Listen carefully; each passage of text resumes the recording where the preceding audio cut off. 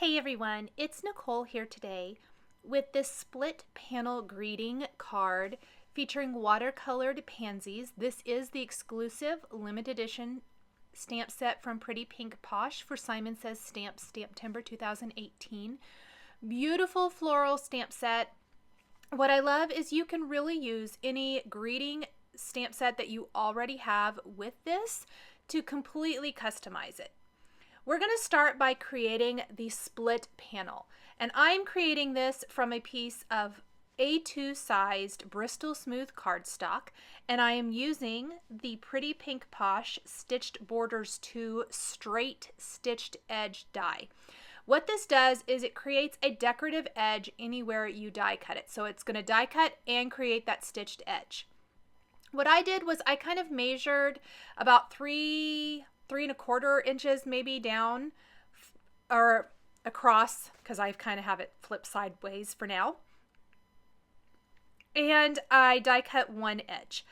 What I want to do is die cut this little 1/4 inch strip from between these two panels. So I'm going to use my glass mat here, line up my die, run it through, and I'm going to end up with two borders, and we're just going to discard that 1/4 inch strip that I removed that is perfectly sized to my sentiment. Now, if you're going to use a larger sentiment, I would recommend kind of measuring that. You can see I had my tiny word stamp set out a second ago. That was to use as a guide to see, is a 1/4 inch going to be enough? In this case, it was. You might have to do a 1/2 inch or something like that to make it fit better. Then along the edge of both panels, the stitched edge, I'm going to stamp pansies and leaves from this stamp set. Now, I made a couple of mistakes along the way, and I've left them in to show you how I corrected that. I stamped this all the way to the edge of the panel. In fact, I even grabbed my heat tool and I was going to start heat setting this, and I'm like, you know, I don't think I'm going to like that my stamping goes all the way past the stitched edge to the edge of this panel. So I'm taking a paintbrush and I'm removing my embossing powder just from the stitching to the edge of the panel. It's a little time consuming, but I'm going to need this again in the paintbrush again in a minute. So I went ahead and removed it. I think it gives a lot cleaner edge to this. And I'm going to go ahead and emboss these flowers. Now I'm doing this in stages because next I'm going to stamp some leaves from the stamp set.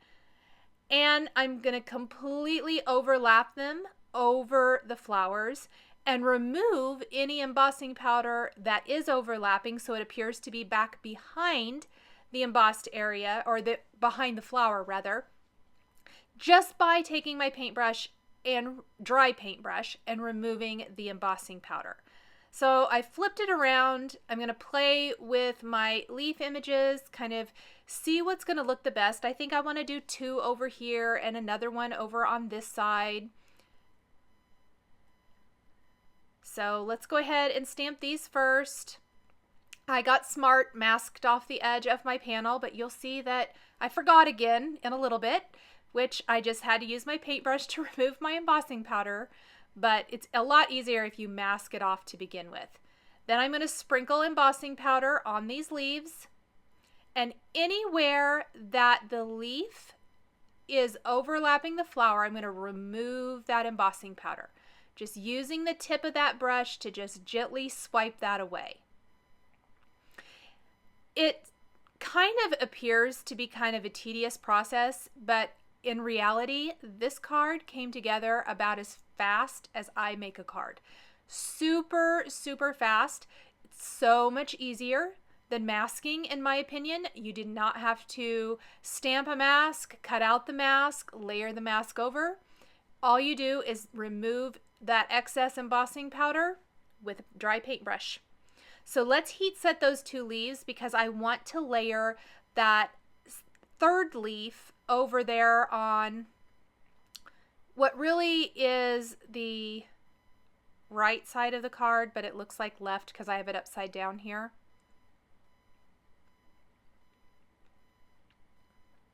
And let's clean our stamps and get those put away. And then we can start stamping the rest of the images. When I'm doing a split panel like this, I like to have some of, I do it with florals a lot. I like to have some up above and some below. I think it adds interest to both strips, but I like to kind of keep it close to that die cut edge or trimmed edge, whatever it might be, and not go all the way to the top of the panel. This gives some nice little white space. So here I'm removing my embossing powder again,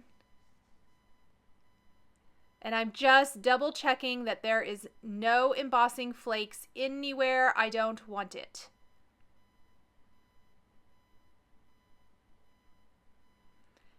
And then we'll heat set that. Now, for the most part, the top is done. I am going to stamp just a little bit or a little edge of a flower over on what will be the left side of this, but we will do that in a second. So here's where I forgot my Post-it tape to mask off that edge again.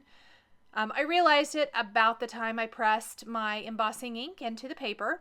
So I'm just going to take my paintbrush. I've got just a little bit of the large floral that has the 3 pansies, and then I've got another pansy over here to the side, and I am being really careful to remove all of that embossing powder from the stitched edge, and then I will heat set this.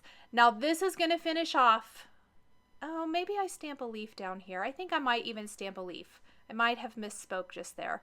Just a second. So let's remove that, let's heat set this, and then let's see. I think I will add another little leaf here. But just a touch of stamping to this bottom border.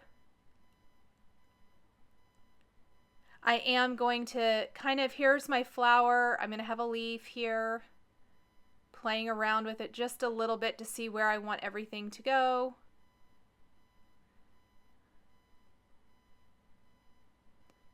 And I'm going to be smart this time and mask it off so I don't have to remove a whole bunch with my paintbrush. However, I don't want to stamp that pansy.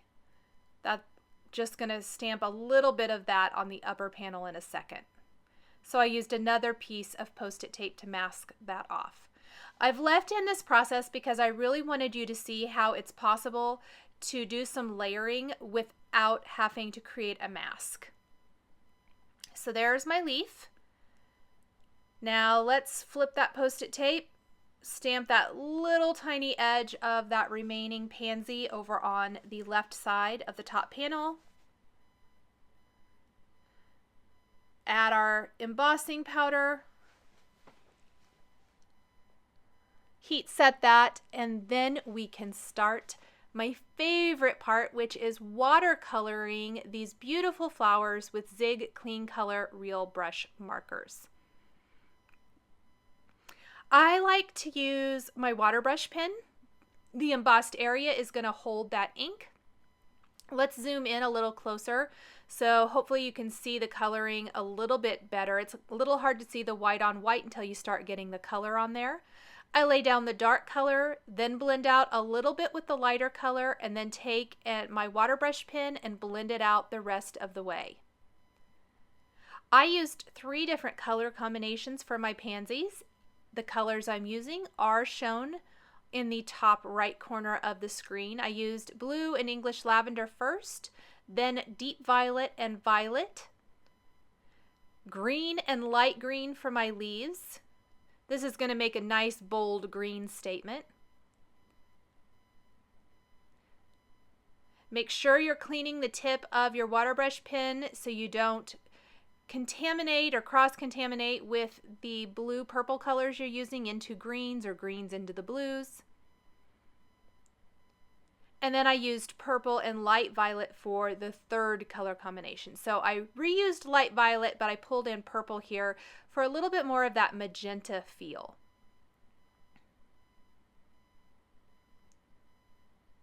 A little bit of bright yellow for the centers.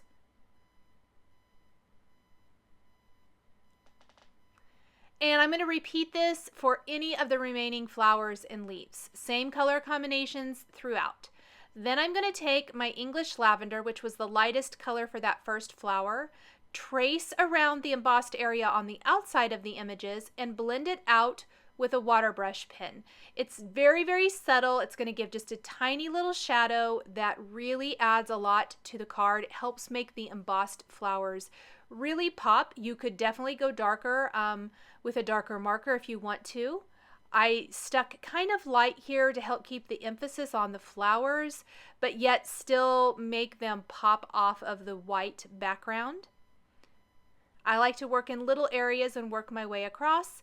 Let's go ahead and do the bottom half of the panel. Blue and English lavender.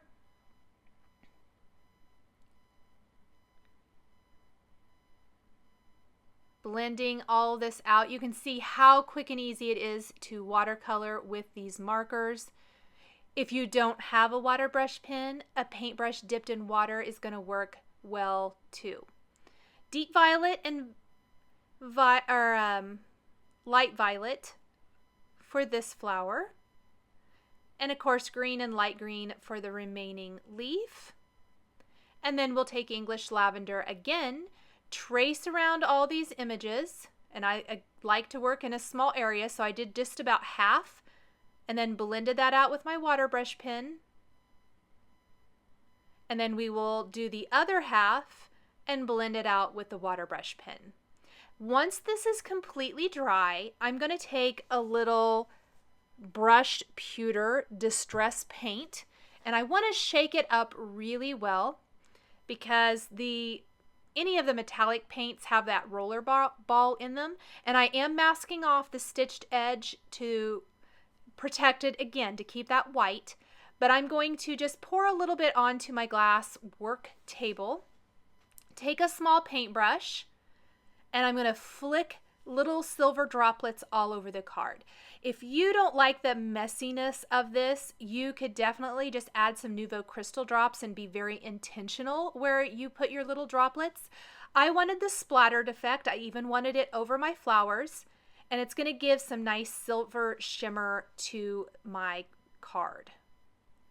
Then I'm going to take my card base, and I'm using a ruler to help line up my sentiments because they're so teeny tiny. They can just stick to your fingers so easy.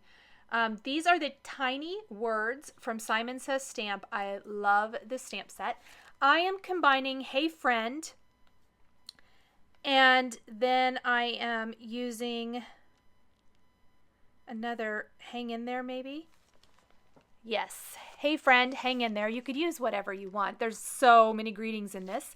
Stamp that with black, and then I am ready to put my panels in place. And to really show it off, you could adhere them directly to the card if you want to.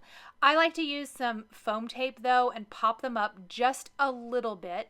I think it really shows off then that the panels are separate from your greeting strip. It's just a really fun way to frame up a sentiment.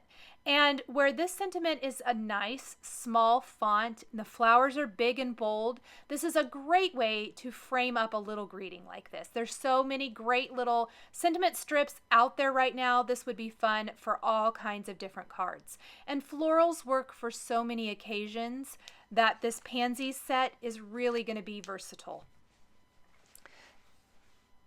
So go ahead and put the rest of my foam tape for the top panel here. We will pop that in place, and that's all I did for this card. You could go in and add sequins or little enamel dots, Nouveau crystal drops, confetti if you want to. There's lots of different things you could add to this if you really, really wanted to.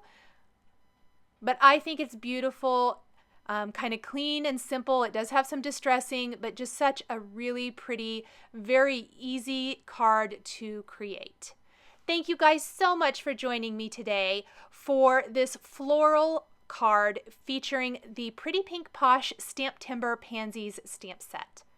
The supplies I used to create this card are listed and linked below the video here on YouTube. Please subscribe for weekly card making and stamping videos. If you enjoyed this video, please give it a thumbs up. Here are a couple more videos featuring Simon Says Stamps and Dies that you might be interested in. Thank you so much for joining me today, and we'll see you next time.